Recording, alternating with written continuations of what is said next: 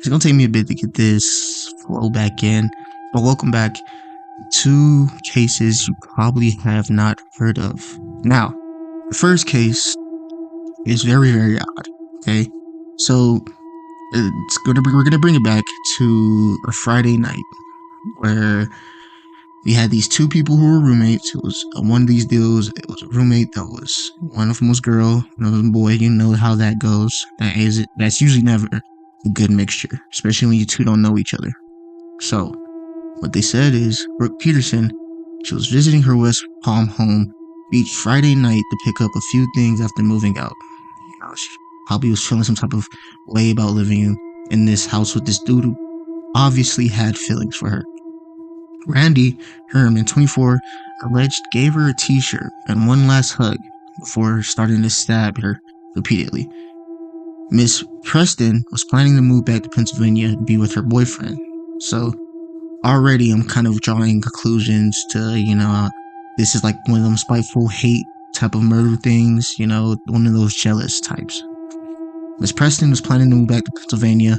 Her friend said she was not romantically involved with her alleged attacker, and whom she had expressed a lot of concerns about to her friends, which, is probably a weird guy, and it comes to the case where it's like, for one, why were you roommating with this guy that you don't know?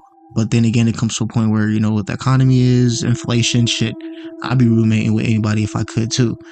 But it's sad to say because she really was, just probably looking for a place to stay, probably looking for a place to be safe. And, you can't even be safe in your own house. And it was right when she was leaving too that he decided to attack her and stab her to death. Now, after stabbing her to death, he called the police and said it was me. Take me to jail. So I honestly really don't understand this case too much. I'm guessing he had a big crush on her, was really, really into her, and the way that he decided to end that was killing her. Because, as they said, if I can't have you, no one else can, and that has to be one of the worst.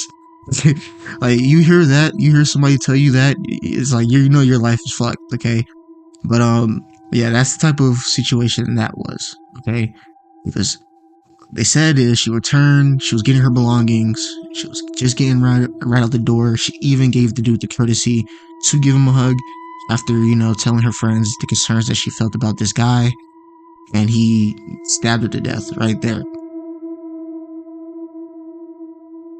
Alright, so I wanted to speak on a case really quick that I was reading about earlier that blew my fucking mind, man.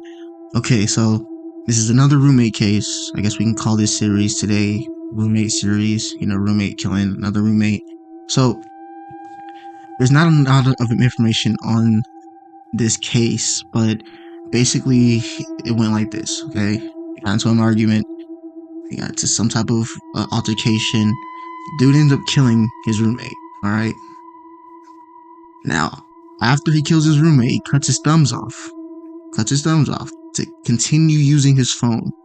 I'm talking about, like, you gotta understand the depravity of this. He murdered his roommate, cut his thumbs off, continued using his phone, continued acting like he was still alive. Now, I'm not gonna go too much into that case because there wasn't really a lot of information on that case. This is one of those cases where the dude was probably caught, probably just didn't say too much, or they're probably not releasing too much of the necessarily details.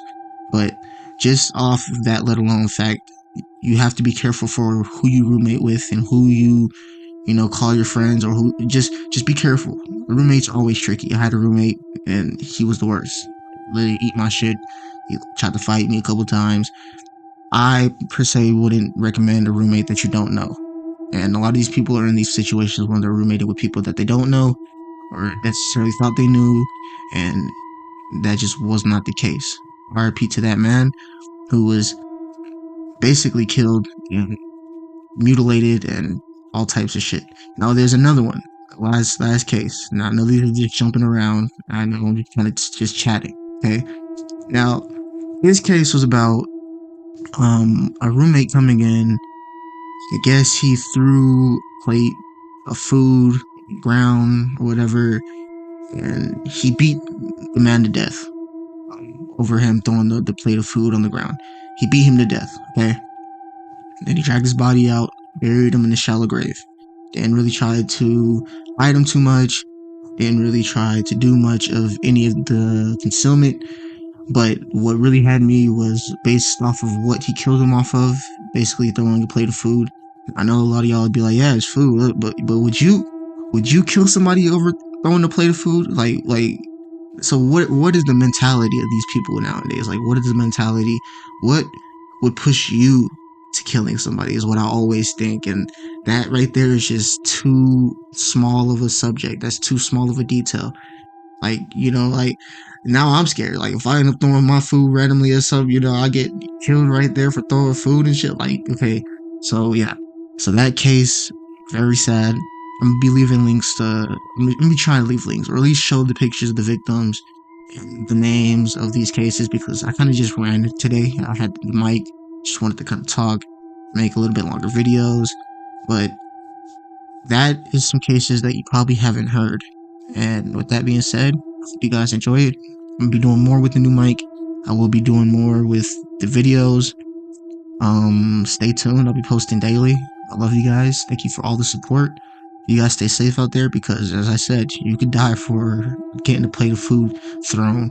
You could die for a little thing. Be careful who you trust and stay safe out there.